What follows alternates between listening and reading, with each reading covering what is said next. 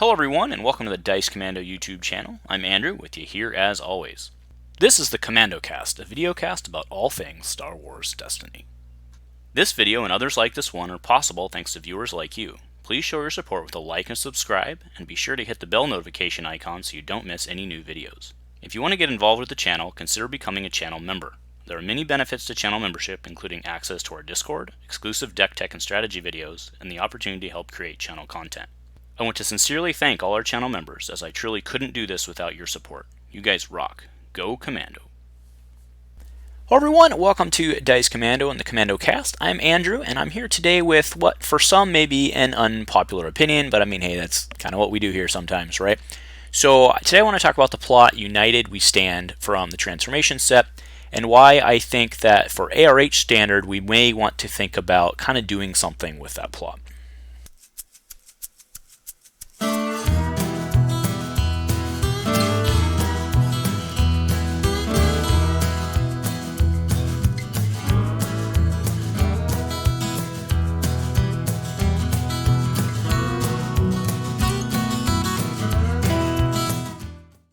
Hey guys, so thanks for joining me again. Like I said, unpopular opinion number 9,999 or whatever the heck I put on the splash.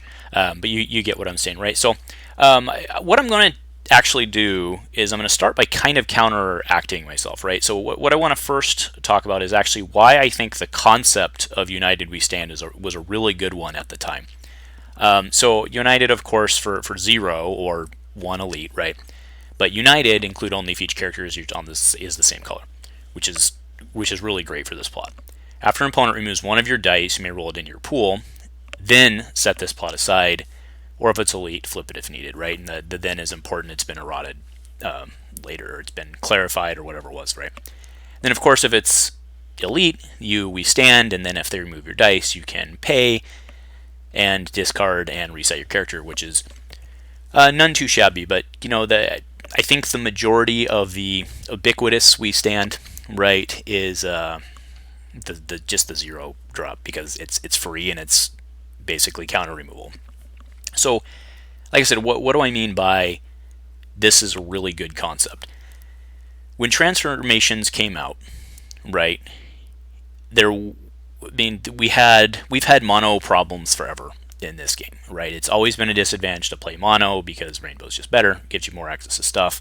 Short of the spot requirement on many cards, there was really no reason to double dip, right? Because you would just give you more access. So I think that when this came out, and in that brief period we had of the transformations meta, if you will, this plot really motivated a lot of people to move into that mono space.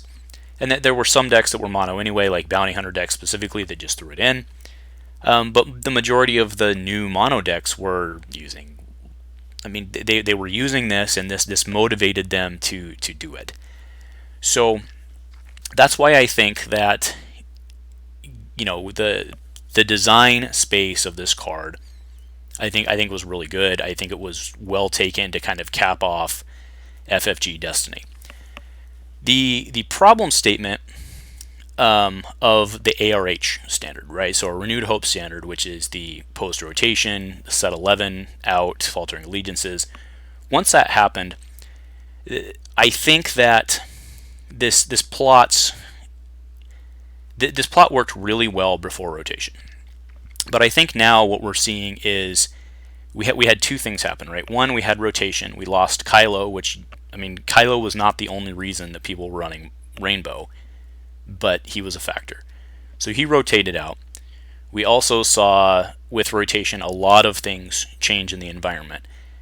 But first and foremost, Faltering Allegiances was really pushing mono, right? So this plot in of itself, when it was designed, and obviously ARH, they didn't know about this, because we know Transformations wasn't play tested.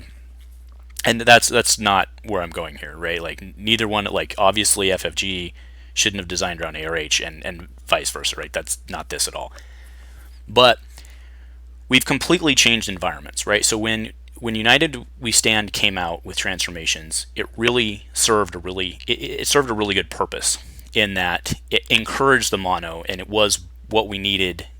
It was what we needed, right? We needed something to encourage mono, and it really filled that role, and I think it was well received.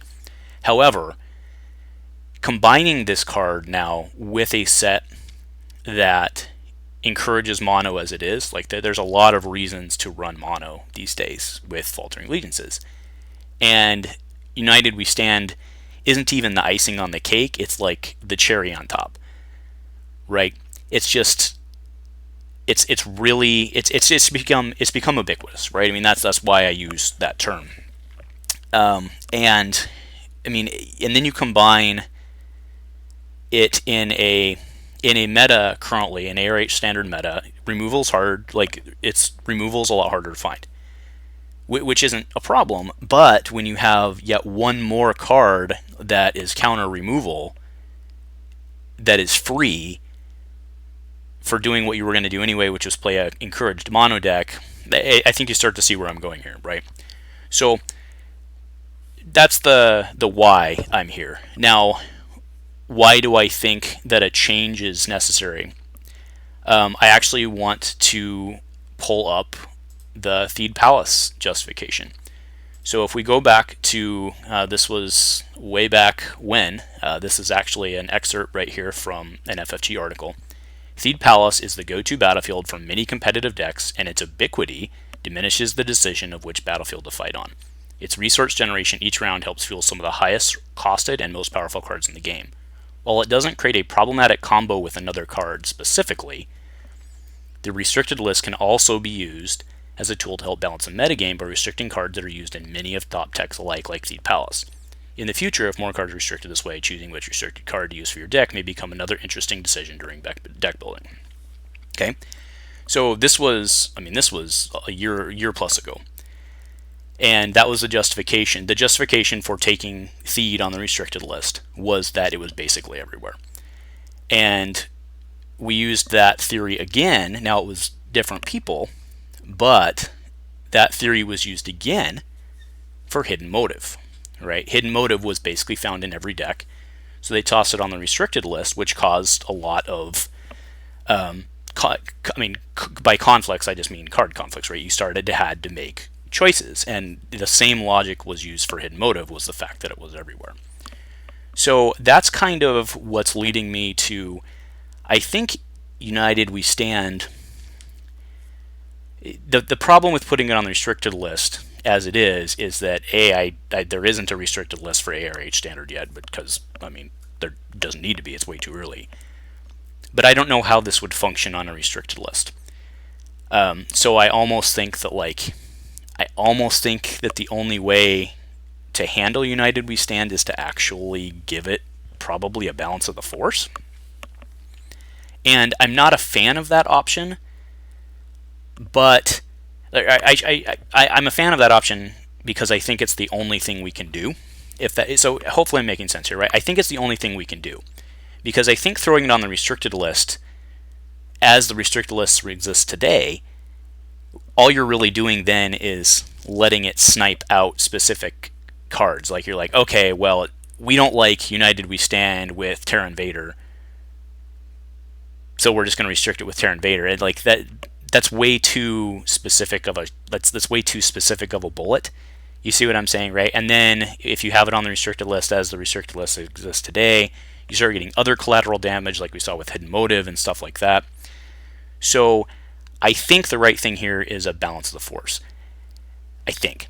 So that's really why I've come to that decision there. So I think that's pretty much it for today. I mean, like I said, the card in of itself is not a problem. It's actually a very cool card, but it was designed and really intended to encourage mono in a world where mono was under pressure. And now that we're in a new, different world, it's just like I said, it's just that cherry on top, and it just pushes a lot of stuff over, and I don't really think it's necessary anymore.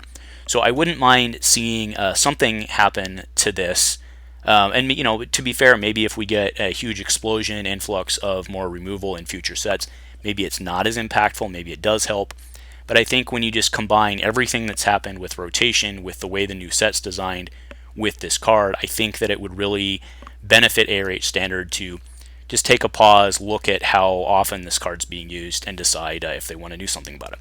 So anyway, that's my 2. Let me know what you guys are thinking below as well. Thanks for joining me today. If nothing else, go Commando.